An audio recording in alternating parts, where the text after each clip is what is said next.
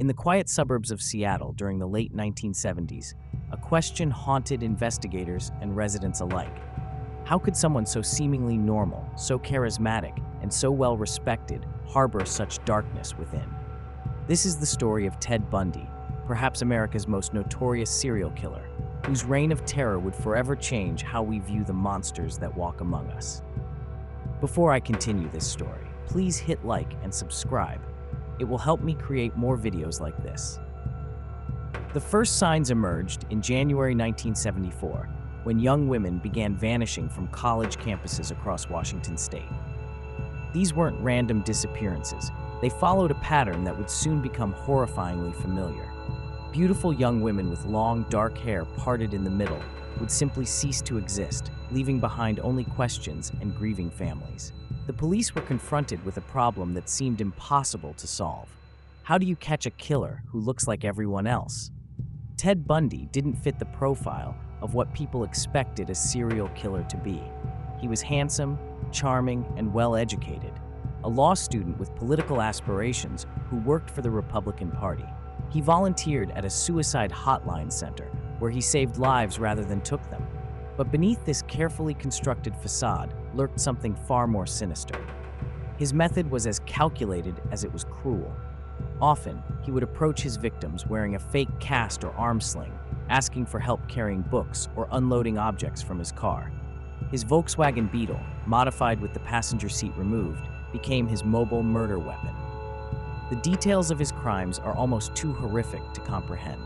Bundy would bludgeon his victims unconscious, then transport them to secluded locations where he would sexually assault them, often repeatedly, before and after their deaths.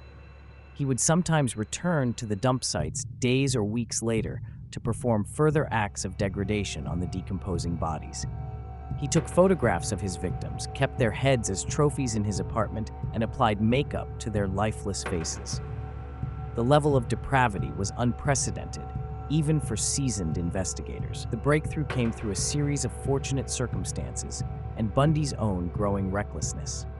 After escaping custody twice in Colorado, once jumping from a courthouse window and later through a hole he'd cut in his jail cell ceiling, he made his way to Florida.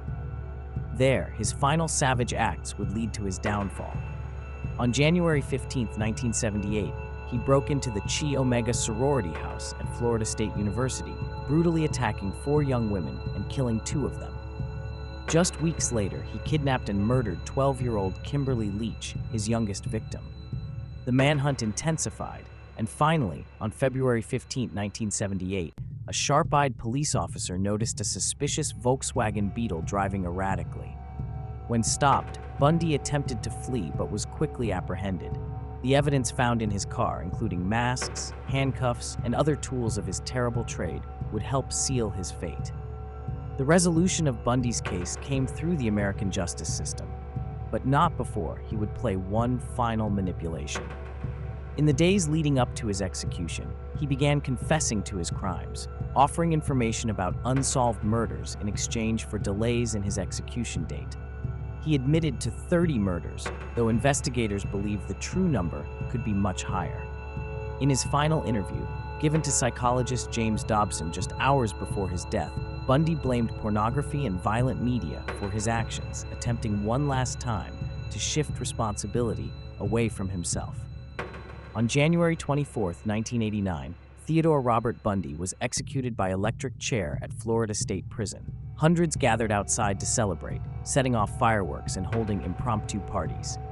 His death brought closure to countless families, but it also opened up new questions about the nature of evil and how society could better protect itself from predators who hide in plain sight. The legacy of Ted Bundy's crimes led to significant changes in law enforcement and criminal psychology. His case helped establish the FBI's Behavioral Science Unit, which would revolutionize the way serial killers are profiled and caught. It also led to improved communication between law enforcement agencies across state lines, as Bundy's ability to move between jurisdictions had initially helped him evade capture. Perhaps most importantly, Bundy's case shattered our preconceptions about what a killer looks like. The idea that monsters could wear suits and ties, could be articulate and educated, could walk among us undetected, fundamentally changed how we view public safety and personal security. His crimes led to increased awareness about personal safety on college campuses and helped establish many of the security measures we take for granted today. The story of Ted Bundy serves as a chilling reminder that evil often wears a familiar face. His case continues to fascinate and horrify new generations, not just because of the brutality of his crimes, but because of what it reveals about human nature and our capacity to deceive. It forces us to confront uncomfortable truths about trust, appearance, and the masks people wear. In the end, Ted Bundy's story is not just about the murders he committed or the lives he destroyed. It's about the vulnerability of trust, the complexity of human nature, and the thin line between civilization and savagery. It's about how society responds to evil in its midst, and how we balance the need for justice with the desire to understand what creates such monsters.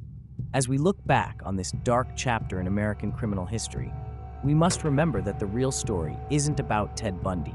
It's about the lives he took, the families he destroyed, and the changes his crimes brought about in how we protect ourselves and our loved ones. His case reminds us that vigilance is not paranoia, that skepticism can be healthy, and that sometimes the most dangerous predators are the ones who look most like us. The questions his case raised continue to echo through time. How do we identify the monsters among us? How do we protect ourselves without becoming paranoid? And perhaps most importantly, how do we ensure that future Ted Bundys don't slip through the cracks of our society? These are questions that law enforcement, mental health professionals, and society at large continue to grapple with, even decades after Bundy's execution.